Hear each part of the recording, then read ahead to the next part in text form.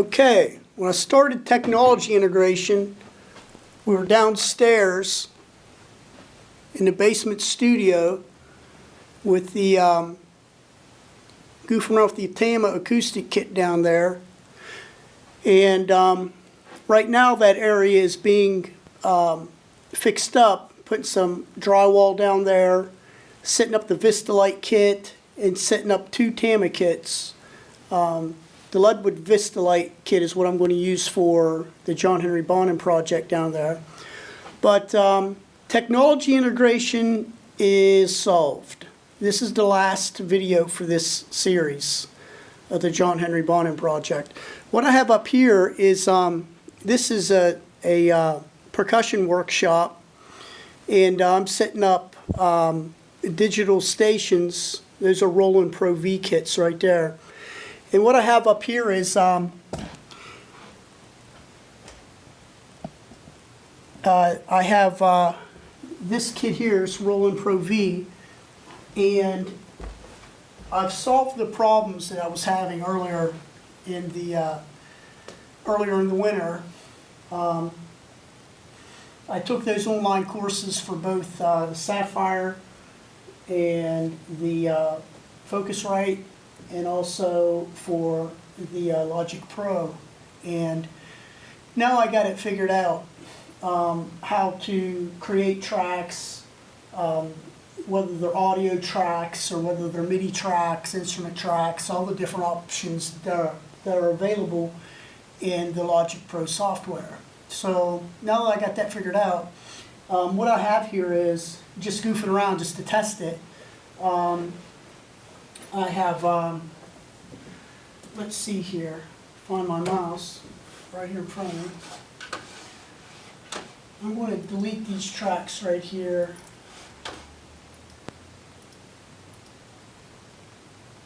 And what I'm going to do is, what I have is, I have on track 1 and 2 coming in, let me make sure they're set up. They're set up right here. I have audio tracks set up for the Pro 40 coming into the mix. And it's pretty simple. What I got is the Pro 40 had the Roland V Pro drums. I'm going to use these for experiments as well on things like granularity. You can't get a lot of granularity out of these percussion drums here, out of these electronic drums.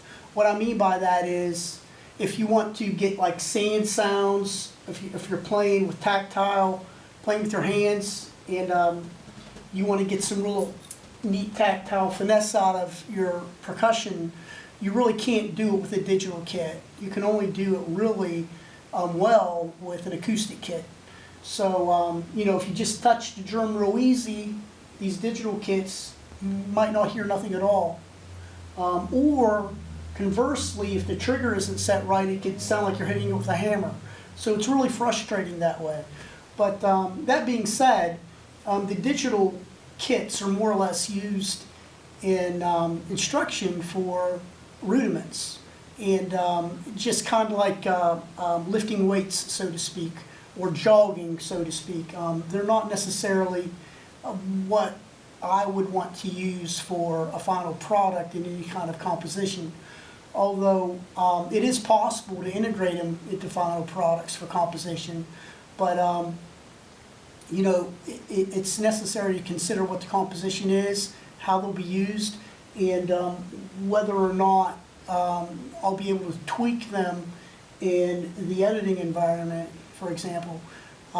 So that being said, what I'm going to do is, on tracks 1 and 2, what I have is a stereo mix coming out of the Pro 40, and it's just a pattern, something to listen to in the background while you're rehearsing drums.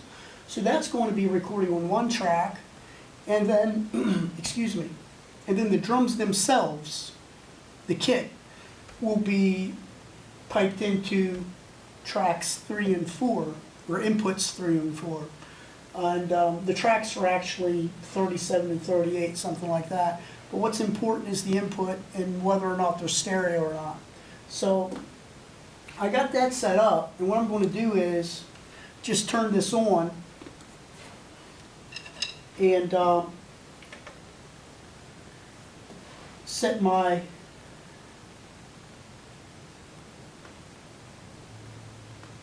monitor mix to headphones. Of course, I'll need to plug them in. That always is helpful. So monitor mix is set up.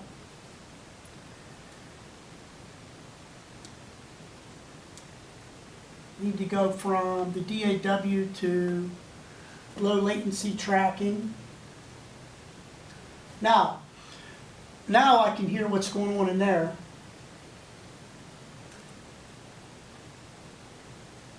And the batteries are dying in my headset.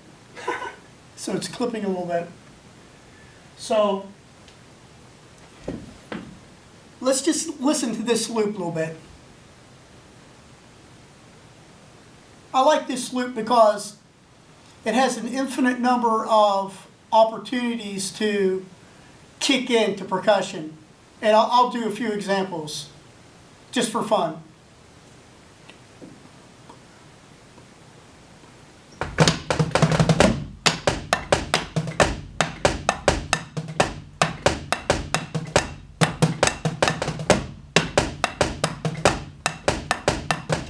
That's pretty cool. Think of another one. Maybe from the bottom up.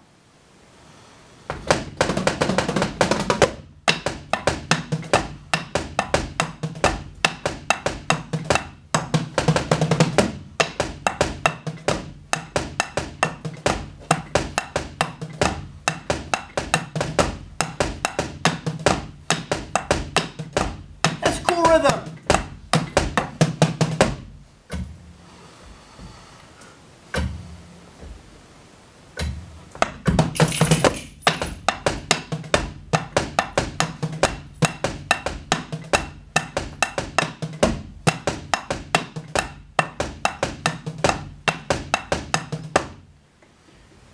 It would help if I turn record on.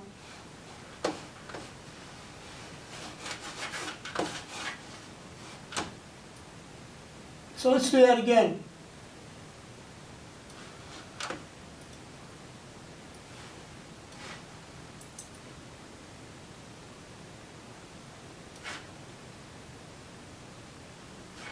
I gotta find my tracks. Here they are. So,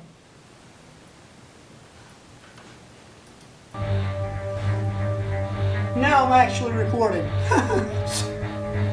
Let's do this again. So, an infinite amount of starting out, right? Let's listen to this loop.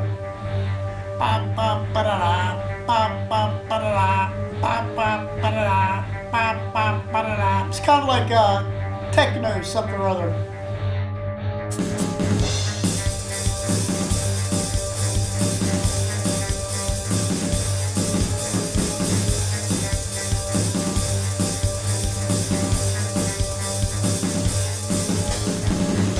That's pretty cool. Let's now try from the bottom up again.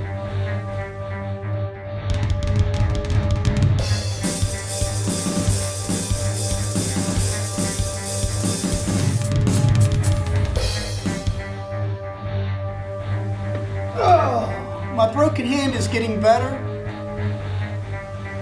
It's not swelled up anymore. Doesn't hurt a lot anymore. But, oh! Still getting my hand back together.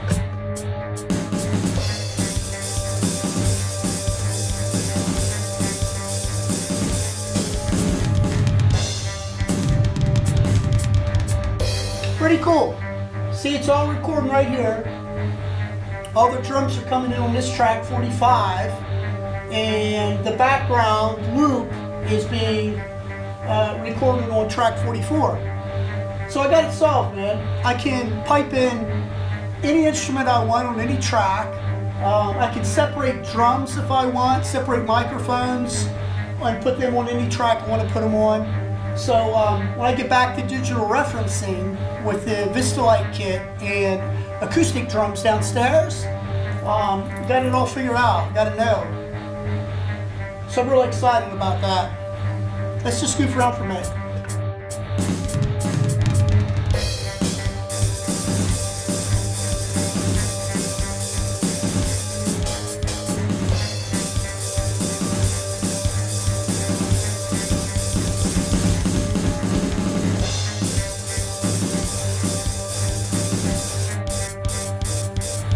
There's so many different things you can do that little loop.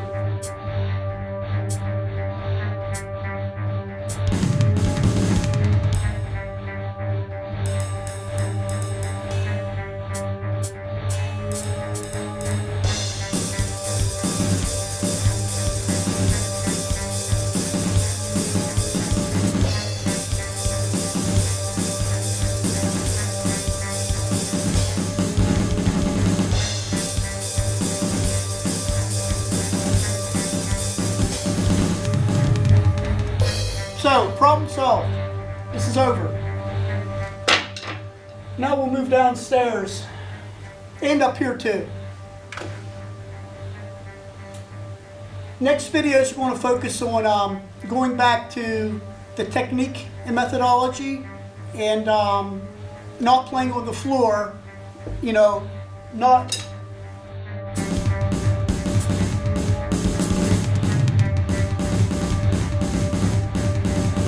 whatever it might be.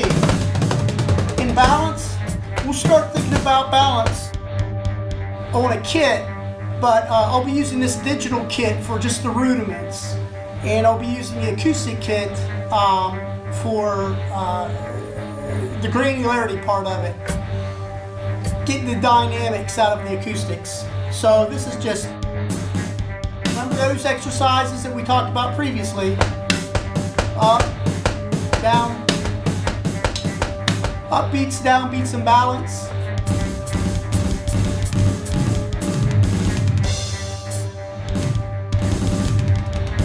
You know, it all comes into play when you need to be able to have balance on both sides. You need to be able to get over and under. Bonham, remember Bonham played he would get his right stick on and he would throw over.